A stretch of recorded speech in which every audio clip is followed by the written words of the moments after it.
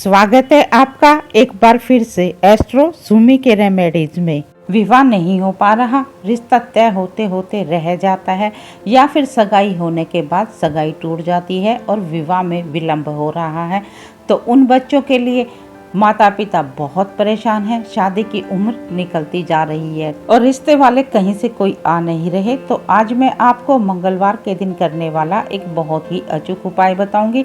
इस उपाय के करते ही आप देखना रिश्ते भी आने लगेंगे और मन चाहा रिश्ता जैसा आप चाहते हो वैसा ही आपके बच्चे का रिश्ता तय होगा। दोस्तों, ये बहुत ही अचूक उपाय है और इस उपाय के करते ही प्रभाव आप स्वयं देख लेंगे। दोस्तों, मैं ज्योतिष आचार्य सुमन कौशिक और जो भी मैं उपाय बताती हूँ वो सभी उपाय शास्त्र सम्मत होते हैं और मेरे क्लाइंट के द्वारा किए गए उपाय होते हैं। तो दोस्तों, अभी मैं आपको बताऊंगी विवाह में विलंब क्यों होता है। तो सबसे पहले उसका कारण जान लीजिए। यदि आपका लग्न पाप प्रभाव में हो, अस्त हो या किसी तरह से अलगाववादी ग्रहों के साथ बैठ जाए और उसका संबंध सप्तमेश से भी बन जाए तो विवाह में विलंब होता है।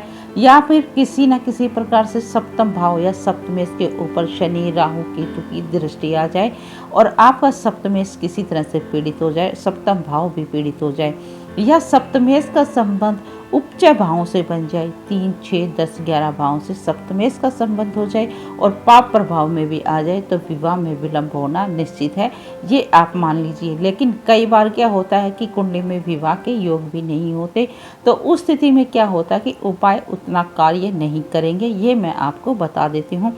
हाँ, ये जरूर होता है कि विवाह में विलंब हो रहा है, विवाह होने के योग बहुत देरी से बन रहे हैं, तो उपायों को करके विवाह शीघ्र होने के, जल्दी होने के योग तो बन सकते हैं। लेकिन यदि आपकी कुंडली आपके विवाह को या आपके बच्चे के विवाह को डिनाइल कर रही है, आपके बच्चे की कुंडली में विवाह होने के योग ही नहीं है, तो उस परिस्थिति में या उस कंडीशन में जो उपाय है उतना कारगर सिद्ध नहीं होंगे, ये मैं आपको बता देती हूँ। क्योंकि दोस्तों, क्या है कि उस परिस्थिति में या उस कंडीशन में आपको अपने बच्चे की पूरी कुंडली का विश्लेषण अवश्य ही करवा लेना चाहिए किसी भी अच्छे ज्योतिषाचार्य से। चाहे आप हमसे भी करवा सकते हैं या किसी और से भी करवा सकते हैं। तो चलिए अब मैं आपको उपाय बता देती हूँ। इस उपाय को आपने मंगलवार के दिन करना है। जिन बच्चों के विवाह में विलंब हो रहा है, माता पिता बहुत परेशान हैं, तो उनके लिए मंगलवार का दिन जो है ये उपाय आप कर सकते हैं।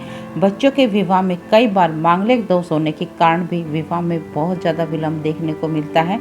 तो आपने उपाय किस प्रकार करना है, मंगलवार के दिन नहा धोकर साफ स्वच्छ वस्त्र धारण कर लेने हैं।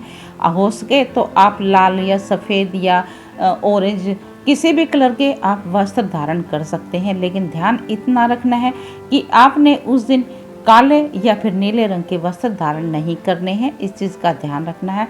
और इसके साथ ही जिस दिन आप उपाय करें, चाहे वो कोई भी दिन हो, उस दिन आपने तामसिक पदार्थ, नॉनवेज या अल्कोहल का सेवन नहीं करना है, इस चीज़ का भी ध्यान रखना है। तो चलिए अब आपको उपाय बता देते हैं।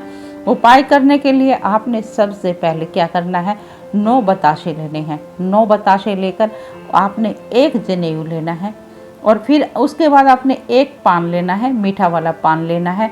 उस पान में आप 2 लौंग अवश्य ही डलवा लीजिए, लेकिन कत्था और चूना उस पान में नहीं होना चाहिए। ये आप पान बनवाते समय पान वाले को बोल देना। ये 3 चीज़ें आपने लेनी है। लेकर आपने क्या करना है, एक शुद्ध घी का दीपक भी लेना है। या तो आप घी का दीपक ले लें, हनुमान जी का उपाय कर रहे हैं तो, और यदि आप शुद्ध घी का दीपक नहीं ले रहे तो सरसों के तेल का भी ले सकते हैं और चमेली के तेल का दीपक भी आप ले सकते हैं। उसके बाद आपने क्या करना है, ये सब चीज़ें लेके हनुमान जी के मंदिर में चले जाना है। हनुमान जी के मंदिर में जाकर आपने क्या करना है, वहाँ बैठकर अपने बच्चे के शीघ्र विवाह के लिए प्रार्थना करनी है। और प्रार्थना करते समय आपने बोलना है कि हे हनुमान जी महाराज, मेरे बच्चे के विवाह में जो भी विलंब हो रहा है, जो भी बाधाएं आ रही हैं, मेरे बच्चे की कुंडली में जो भी विवाह संबंधित दोष हैं, चाहे वो मांगलिक दोष हो, राहु केतु की वजह से मेरे बच्चे की कुंडली में ग्रहण दोष बन रहा हो, या फिर मेरे बच्चे की कुंडली में सप्तम या सप्तम भाव से संबंधित कोई परेशानियां हैं विवाह के लिए, तो उन सब परेशानियों को आप दूर करें। इस प्रकार प्रार्थना करते हुए अपने बच्चे का नाम, गोत्र और बच्चे की माँ का नाम बोलकर आपने जो वो 9 पतासे हैं, एक पान है और एक जनेऊ है, उन सबको हनुमान जी के चरणों में अर्पित कर देना है।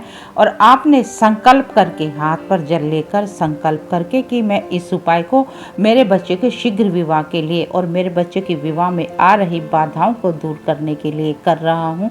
अपने सीधे हाथ यानी राइट हैंड की हथेली पर थोड़ा सा जल लेकर 2-4 बूंदे और वहाँ पर छोड़ देना है कि हे हनुमान जी महाराज, मेरे इस उपाय को आप सफल करें। मेरा किया हुआ कार्य, जो मेरे मन में इच्छाएं हैं, उनको आप शीघ्र ही पूर्ण करें। इस प्रकार की आपने प्रार्थना करनी है। दोस्तों, इस उपाय के करते ही आप देखना आपके बच्चे के विवाह में जो भी बाधाएं आ रही हैं, जो भी अड़चनें आ रही हैं, वो तत्काल प्रभाव से दूर हो जाएंगी। और इस उपाय को आपने 9 मंगलवार तक लगातार करना है। इस चीज़ का भी ध्यान रखना है। और यदि आप किसी कारणवश मंदिर में इस उपाय को नहीं कर सकते, तो इस उपाय को अपने घर के मंदिर में कर सकते हैं। घर के मंदिर के आगे बैठकर आपने इस उपाय को कर देना है। जैसे आप मंदिर में करेंगे वैसा ही अपने घर के मंदिर के आगे कर देना है। आपने हनुमान जी के चरणों में बैठकर, उसके बाद आपने ये सब चीज़ें उठाकर किसी भी हनुमान मंदिर में जाकर वहाँ हनुमान जी के चरणों में अर्पित करके आ जाना है। लेकिन साथ ही इस चीज़ का भी आपने ध्यान रखना है कि आप जो ये उपाय 9 मंगलवार तक करेंगे, तो इस उपाय को आपने शाम के समय करना है। और समय आप नोट कर लें कि इस उपाय को आपने कितने बजे किया है। आपने 9 के 9 मंगलवार तक उसी समय पे इस उपाय को करना है। 5-10 मिनट आगे पीछे हो सकता है, लेकिन ये नहीं चलेगा कि किसी मंगलवार को आप सुबह कर रहे हैं, किसी को शाम को नहीं। ऐसा नहीं चलेगा। आपने एक ही समय चूज करना है, एक ही समय आपने देखना है, उस समय ही आप इस उपाय को करें, तभी उपाय आपका सफल होगा। और 9 मंगलवार तक इस उपाय को करना है। इस चीज़ का भी आपने ध्यान रखना है। दोस्तों, ये बहुत ही अचूक उपाय है, एकदम रामबाण की तरह कार्य करता है। और 9 मंगलवार तक इस उपाय को करने के बाद कमेंट बॉक्स में आप स्वयं लिख देना कि आपके बच्चे के रिश्ते में जो भी बाधाएं आ रही थी, अड़चनें आ रही थी, वो दूर हो गई हैं और आपके बच्चे का रिश्ता तय हो गया है। आप प्रभाव स्वयं देख लेना। दोस्तों, यदि इस उपाय के करने के बाद भी किसी प्रकार की कोई या अड़चन या परेशानी आती है, तो कमेंट बॉक्स में अपने बच्चे का नाम, date of birth, birth time और बर्थ प्लेस लिखकर अपनी समस्या लिख दें। मैं आपके बच्चे की कुंडली देखकर कोई ना कोई उपाय बताने की अवश्य ही कोशिश करूंगी। और यदि आप अपने बच्चे की कुंडली का संपूर्ण विश्लेषण करवाना चाहते हैं, तो मेरे हर एक वीडियो में मेरा व्हाट्सएप नंबर दिया हुआ होता है, आप वहां पर मुझसे संपर्क कर सकते हैं। दोस्तों, यदि आपको ये जानकारी अच्छी लगी हो, ये उपाय अच्छा लगा हो, तो वीडियो को लाइक और चैनल को सब्सक्राइब अवश्य ही कर दें। आपका किया गया एक सब्सक्राइब हमारे हौसले को बढ़ाता है, हमारी बहुत मदद करता है। और इस जानकारी को किसी ज़रूरतमंद के साथ भी अवश्य ही शेयर करें। आपका किया गया एक शेयर किसी के चेहरे की मुस्कान बन सकता है, उसके जीवन में खुशियां ला सकता है, जिससे कि आप भी पुण्य फल के भागीदार बनते हैं। और कमेंट बॉक्स में हर हर महादेव लिखना बिल्कुल ना भूलें। तो चलिए मिलते हैं अगले वीडियो में एक नई जानकारी के साथ।